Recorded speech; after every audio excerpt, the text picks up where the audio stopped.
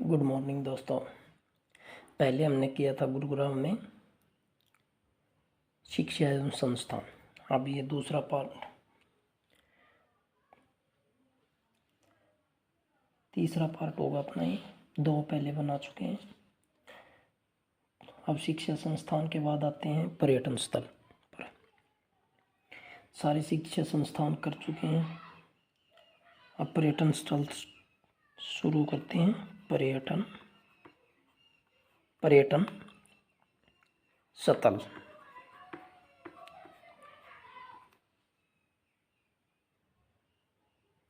पर्यटन स्थल में हम शुरुआत करते हैं शमा पर्यटन स्थल। सबसे पहला है शमा पर्यटन स्थल। शमा पर्यटन स्थल है गुरुग्राम में। गुरुग्राम। उसके बाद अगला आता है बारबेट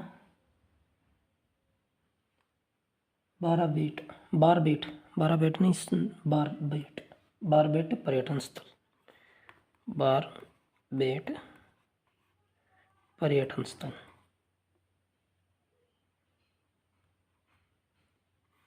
बारबेट पर्यटन स्थल ये है सोहना गुरुग्राम में आता है। इससे अगला है चोमा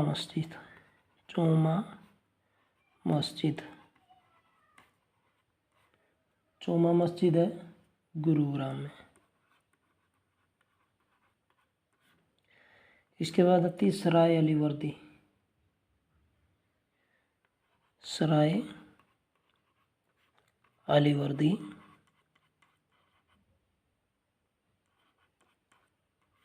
मस्जिद। सराय अलीवर्दी मस्जिद है गुरुग्राम में।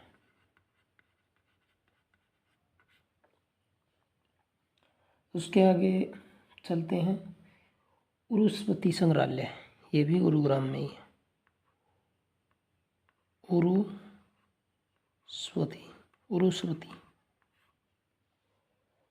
उरुस्वती संग्रहालय।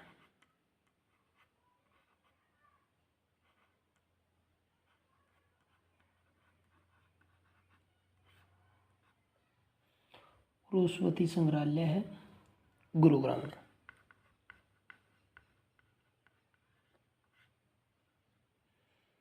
इसके बाद है घाटा झील।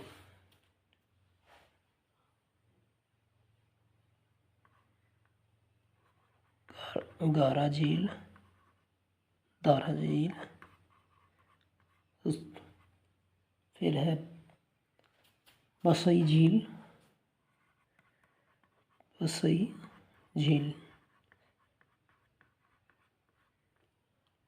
झील ये गुरुग्राम में।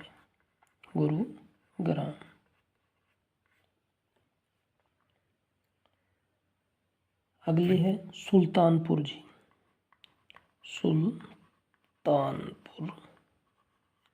सुल्तानपुर झील।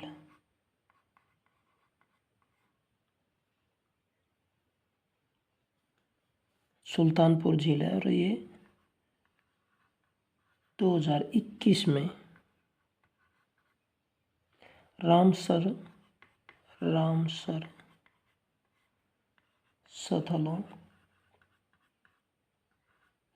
स्थलों की सूची में शामिल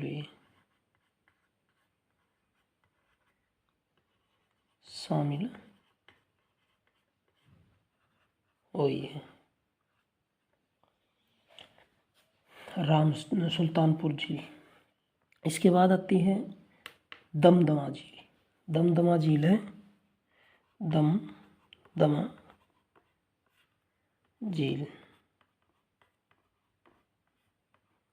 दमदमा झील सोहना में और इसका क्षेत्र जो है 3000 एकड़ में फैली है। 3,000 एकड़ में फैली हुई है। और इसी के साथ ही HR की हरियाणा की सबसे बड़ी झील भी है।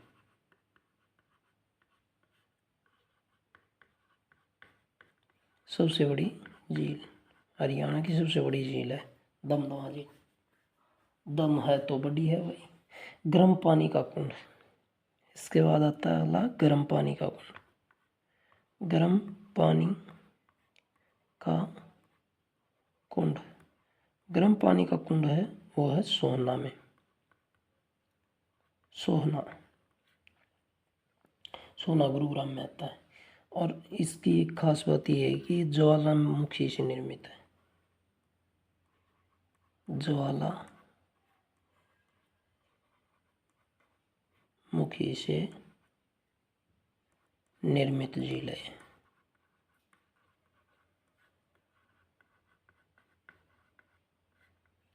ज्वालामुखी से निर्मित झील है ये। और इसका जो पानी गर्म होने का कारण है वो है सल्फर। सल्फर की वजह से इसका पानी गर्म होता है। सल्फर की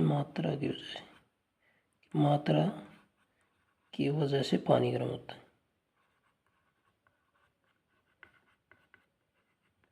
पानी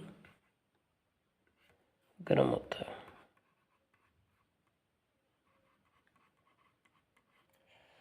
इसके बाद आता है गोपालगिरी का दुर्ग।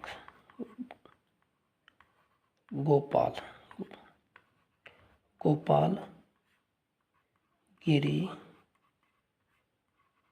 का दुर्ग। गोपालगिरी का दुर्ग है जिसका निर्माण करवाया था बलबन ने। बलबन ने निर्माण करवाया था गोपालगिरी के दुर्ग का। और ये गुलाम वंश का शासक था। गुलाम वंश का शासक था बलबन। गोपालगिरी दुर्ग का निर्माण इन्होंने करवाया था। और ये गोपालगिरी का दुर्ग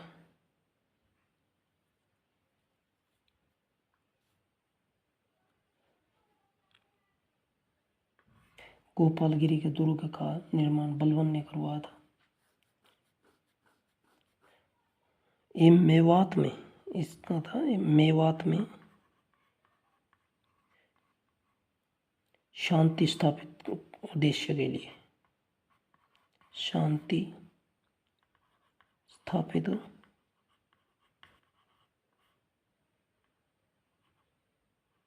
करने के लिए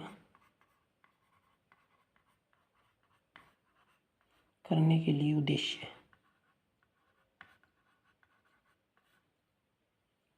करने के उद्देश्य से स्थापित करवाया था।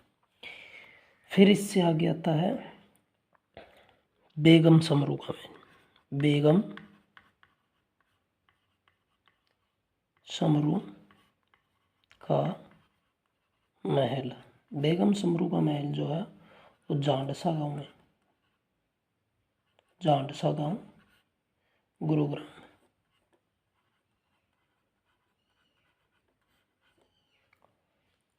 जांडसा गांव गुरुग्राम में है।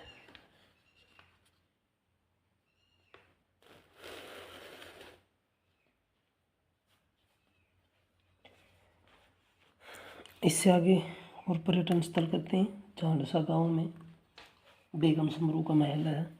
उसके बाद आता है DLF। ये गोल्फ कोर्स है, गोल्फ खेलने के लिए कोर्स। ये गुरुग्राम में।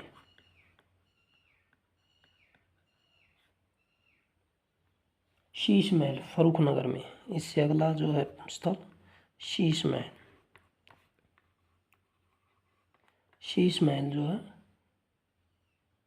वो है फर्रुखनगर में।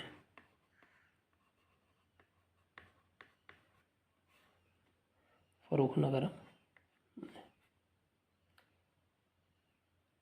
निर्माण करवाया था इसका।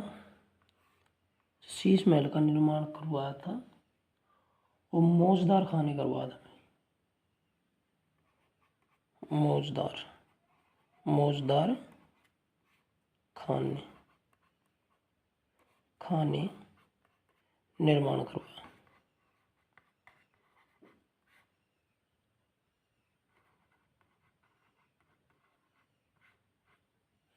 फौजदार खाने निर्माण करवाया। और ये फर्रुख नगर 8 कोनों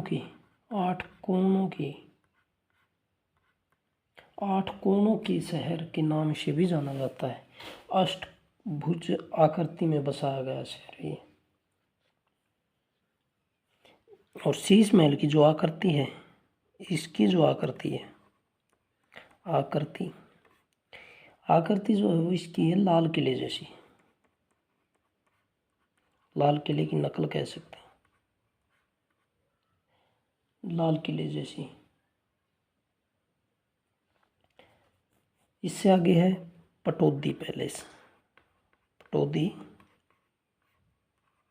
पैलेस, पटौदी पैलेस ये है पटौदी में, गुरुग्राम।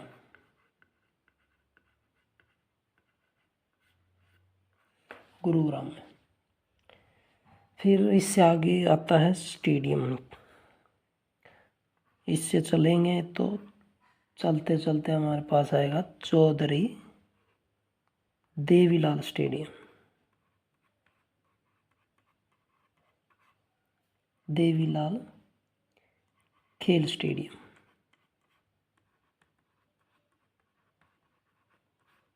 देवीलाल खेल स्टेडियम वो भी गुरुग्राम में। पंडित जवाहरलाल नेहरू, इसके बाद आएगा पंडित जवाहर लाल नेहरू, पंडित जवाहरलाल नेहरू स्टेडियम।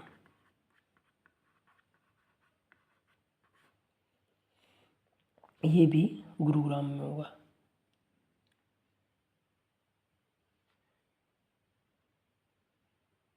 इसके बाद आता है सुल्तानपुर राष्ट्रीय पार्क।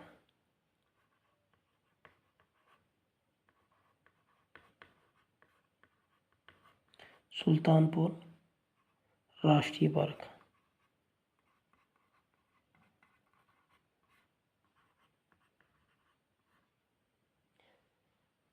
सबसे पहले जो खोजा गया था स्थान, ये 1970 में खोजा गया था।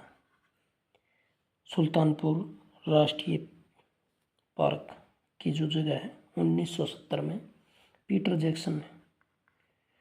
जैक्सन जो थे वो एक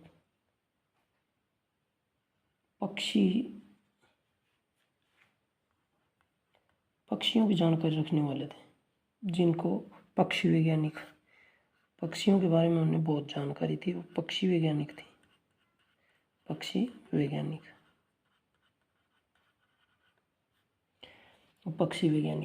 फर्रुखनगर में